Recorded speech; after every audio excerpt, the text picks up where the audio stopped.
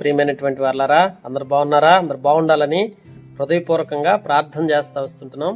ఉదయకాల సంబంధు మీ అందరికీ కూడా శుభాభివందనాలు. దేవుని యొక్క వాక్య భాగాన్ని, వాగ్దానాన్ని మనం చూస్తూ వచ్చినప్పుడు పరిశుద్ధ గ్రంథంలో కొలస్సీలకు రాసిన పత్రిక 3వ అధ్యాయం 23వ వచనంలో ఒక చక్కటి మాట రాశాడు. దేవుని బిడ్డలారా, మీరేమి చేసినానో అది మనుషుల నిమిత్తము కాక ప్రభువు నిమిత్తమని మనస్ఫూర్తిగా చేయుడి. దేవుని ప్రజలైనటువంటి వారు మనుషుల నిమిత్తం కాకుండా దేవుని నిమిత్తం మనస్ఫూర్తిగా చేయాలి, చేసేవారుగా ఉండాలి. నిజంగా ఏదైనా ఒక పని చేసేటప్పుడు మనుషుల కోసం చేస్తే అది కొంతమేరకే ప్రయోజనకరం అవుతుంది, కానీ దేవుని కొరకు చేస్తే ఇక అది మనస్ఫూర్తిగా చేయగలుగుతామంట. ఈరోజు దేవుని సంబంధమైన పనుల్లో కానీ మన వ్యక్తిగతమైన పనుల్లో కానీ ఏ పని అయితే నువ్వు చేస్తున్నావో ఆ పనిని మనస్ఫూర్తిగా చేసే అనుభవంలోకి మనం రావాలి. దైవజనుడైన భక్సింగ్ గారు ఆ దినాల్లో మనం గమనించినట్లయితే అమెరికాలో ఉంటూ ఉన్నారు. అప్పుడు వారి యొక్క అవసరతలు తీర్చబడక ఆర్థికంగా చాలా సమస్యతో బాధపడుతూ వచ్చేవారు. వారి తండ్రి గారికి లెటర్స్ రాశారు. కొన్ని లెటర్స్ రాసి, అయ్యా మాకు అవసరత ఉందని పంపిస్తే వారు తిరిగి దానికి సమాధానం ఇచ్చే పరిస్థితి లేదు. అలాంటి పరిస్థితుల్లో మరి బాధపడుతూ అవసరత కొరత ఎదురు చూస్తూ ఉన్న సమయంలో అక్కడ అమెరికాలో భారతీయ సంబంధమైన వంట చేయటానికి అక్కడ చాలా కొదవ ఉండేది. ఆ పరిస్థితుల్లో జరుగుతున్నటువంటి ఒక కాన్వికేషన్లో, ఒక కాన్ఫరెన్స్లో దరిదాపు వారం రోజుల పాటు వంట చేయాల్సిన పరిస్థితి ఏర్పడింది. అయితే ఆ వంట కొరకై మరి భక్సింగ్ గారిని, నువ్వు ఇండియనే కదా, నువ్వేమైనా వంట చేయగలుగుతావా అంటే ఆయన చెప్తా వచ్చారు, నేను చిన్న చిన్న వంటలు చేయగలను కానీ పెద్ద పెద్ద వంటలు ఎప్పుడు చేయలేదు. అయితే వారు చెప్పారు, పర్వాలేదు, మరి మీరు చేయండి, చేయగలిగితే చేయండి, లేకపోతే ఒకవేళ చేయలేని పరిస్థితి ఏదైనా ఉంటే మేము మిమ్మల్ని తొలగించి వేస్తాం అని చెప్పి ఆ యొక్క తీర్మానంతో ఆ వంటని ప్రారంభించినప్పుడు అంట భక్సింగ్ గారు మరి ఆ యొక్క వంట చేసేటప్పుడు నిరంతరం ప్రార్థన చేసుకొని ఆ వంట చేసేటప్పుడు ఏది వేయాలి, ఏది ఎంత వేయాలి అదంతా కూడా దైవికమైన జ్ఞానాన్ని ఇవ్వమని దేవుని ప్రార్థించి ప్రార్థనాపూర్వకంగా మరి ఆ వంట చేస్తూ వచ్చినప్పుడు ఆ వంట అంతా పూర్తయిన తర్వాత మరి అదంతా వడ్డించారు. వారంతా తిన్న తర్వాత ఒక సహోదరి మరి తెల్లని కోటు వేసుకొని క్యాప్ పెట్టుకొని వచ్చి, ఆమె నేను అమెరికాలో ఉన్న పెద్ద పెద్ద హోటల్స్లో నేను భోజనం చేశాను, ఎక్కడ కూడా ఇలాంటి భోజనం నేను తినలేదు అని ఆమె వంట చేసే ఆమెకు వంట గురించిన పూర్తి అనుభవం ఉంది. ఆమె సాక్ష్యమిస్తూ నీవెక్కడ నేర్చుకున్నావని భక్సింగ్ గారిని అడుగుతూ వచ్చిందంట. భక్సింగ్ గారు, నేను ప్రభు దగ్గర నేర్చుకున్నానని చెప్తూ వచ్చాడని. అంటే ప్రభు దగ్గర, ప్రభు పాదాల దగ్గర కనిపెట్టి ప్రార్థించి నేర్చుకున్నానని చెప్తూ వచ్చాడని. ఆ తర్వాత దరిదాపుగా 10 నెలల పాటు తన యొక్క అక్కరను బట్టి మరి ఆ వంట చేయటం జరుగుతూ వచ్చింది. ఆ రీతిగా మంచిగా వంట చేయటం నేర్చుకున్నాడు భక్సింగ్ గారు.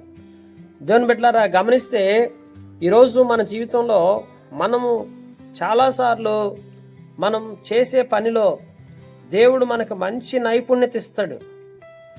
మనం ఏదైనా కానీ, ఏ పనైనా కానీ, అది ఇంజనీరింగ్ అయినా, లేకపోతే ఇంకొక పెయింట్ పని అయినా, లేకపోతే వంట పని అయినా, ఏ పనైనా సరే ఒక పని చేసేటప్పుడు అది దేవుని కొరకు చేస్తున్నానని మనస్ఫూర్తిగా చేసినట్లయితే, నీవు మనస్ఫూర్తిగా చేసినట్లయితే ఖచ్చితంగా ఆ పనిలో మన దేవుడు దీవించడం ప్రారంభిస్తాడు. ఎందుకంటే మనస్ఫూర్తిగా చేసినప్పుడు దేవుడు క్రియ చేయగలడు, కార్యాన్ని జరిగించగలడు. చాలామంది ఏదైనా పని చేసేటప్పుడు మనస్ఫూర్తిగా చేయరు. ఏదో మనుషుల కొరకు చేస్తున్నాం, వాళ్ళు చెప్పారు మనం చేయాలి, వాళ్ళకు అవసరం ఉంది, మనం చేసేస్తే సరిపోతుంది, అంతే. అలాగ చేసేటట్లయితే, ఆ రీతిగా చేసినట్లయితే ఆశీర్వాదకరంగా మనం ఉండలేం, దీవెనకరంగా మనం చేయబడలేం. నిజంగా మరి భక్సింగ్ గారి జీవితంలో ఆ తర్వాత మరి గొప్ప ఉన్నత స్థితిలోకి తీసుకురాబడుతూ వచ్చాడు. దేవుని కొరకు మహిమకరంగా ఒక మంచి పాత్రగా వాడబడుతూ వచ్చాడు. దేవుడు తన సువార్త నిమిత్తమై భారతదేశానికి పంపుతూ వచ్చాడు, లేవనెత్తాడు, గొప్ప సువార్త జరిగించాడు. అనేక మంది లక్షలాది ఆత్మలు రక్షించబడటానికి కారకుడవుతూ వచ్చాడు. నిజంగా ఈ యొక్క పనిలో ఏదైతే తను చేసిన పని ఉందో ఆ వంట పరిచర్యలో ఆయన నమ్మకమైన వాడుగా మనస్ఫూర్తిగా ఎప్పుడైతే చేస్తూ వచ్చాడో అక్కడ నుంచి దీవెన పొందటం ప్రారంభిస్తూ వచ్చాడు.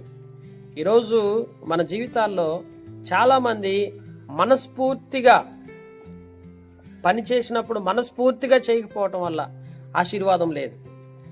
నీవు ఆశీర్వాదకరంగా ఉండాలంటే ఒకటే గుర్తుపెట్టుకో, నువ్వేదైతే చేస్తున్నావో ఆ చేసే పనిని మనస్ఫూర్తిగా చెయ్యి, హృదయపూర్వకంగా చెయ్యి.